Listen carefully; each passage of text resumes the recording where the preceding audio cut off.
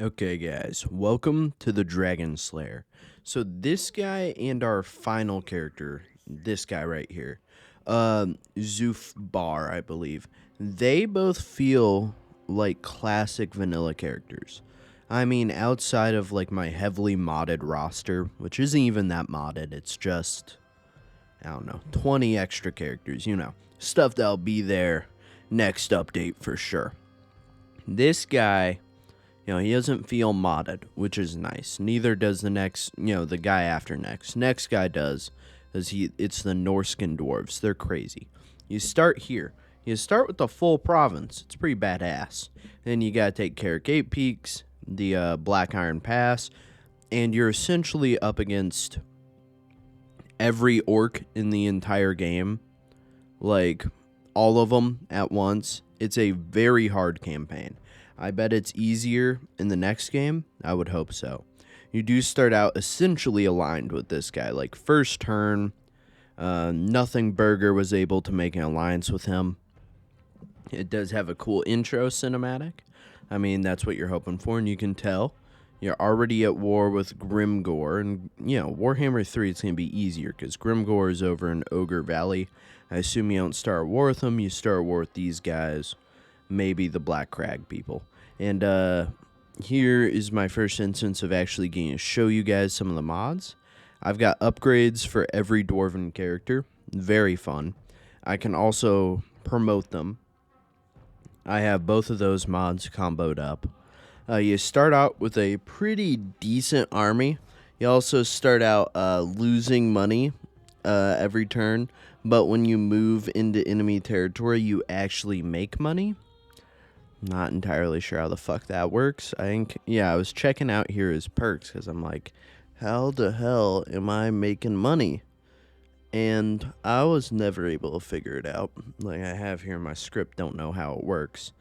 I think you just get army upkeep deduction in enemy territory for every army. Like I have to assume you're auto rating or something, and it's just not shown. Because every army, when they're out of your territory or have been for a certain amount of time,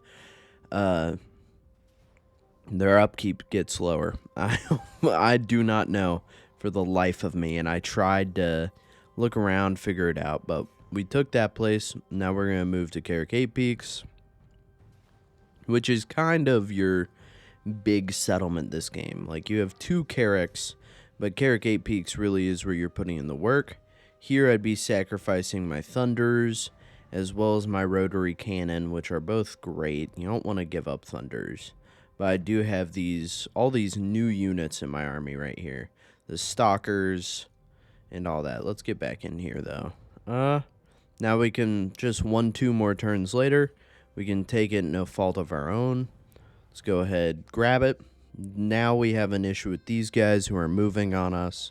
So we'll go ahead and rotate up in both directions. I'm not sure how we're going to hold that northern front, but maybe we can get them to rotate around and attack us? Fuck if I know. Dude, I'm a bit delirious right now. I got a bit of physical therapy a little bit later. I'm on that health food crunch. Not because I want to lose weight.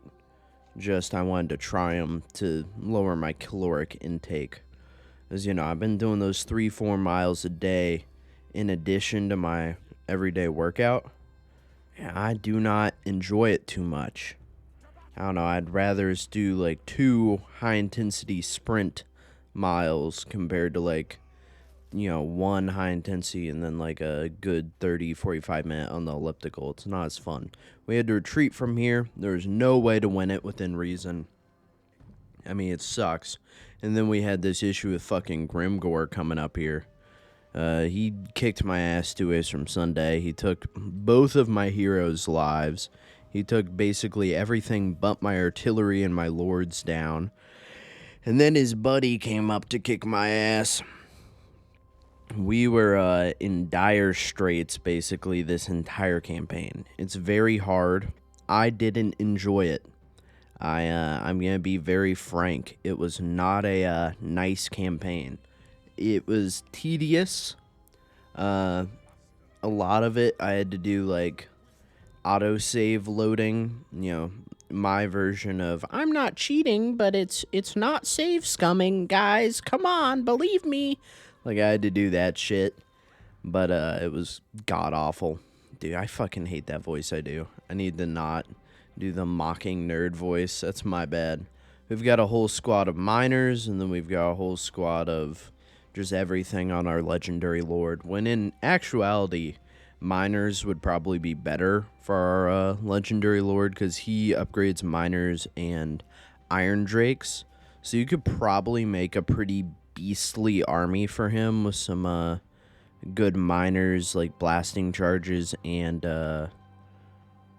iron drakes. I'm not entirely sure. I would have to play it to test it out. Here's the battle of this episode. I know. I try to put in a lot of battles. I've been failing at it, I'll admit it. But this is a pretty fucking cool battle. And we have our first instance of a healer outside of a hero. We have the Bugman's Best, which is a little infantry guy. Like he's a little 1 unit guy. He carries a cask of ale, and every like 15 seconds he does a small region effect on people nearby him, which is absolutely pretty fucking cool. There's also a bunch of other shit that can give you regen. There's a beer house. There's the aforementioned heroes last episode. So there's the brewmaster. Then there's an alcoholic who essentially he replaces a Thane, quote unquote. He doesn't. It's a Thane. Thanes are better at melee. Like he sacrifices some of that Thaniness to give your entire army upkeep. Vigor reduction, and then so he can like really just make all your guys fresh in combat. And then he can also heal, but it's a lot worse than the brewmaster.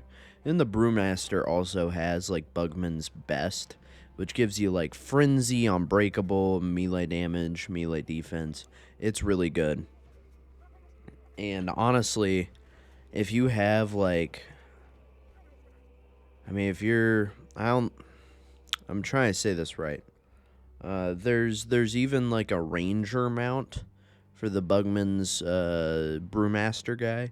And I've never used it because it looks like it reduces his HP to 3 HP. But I've got to try it.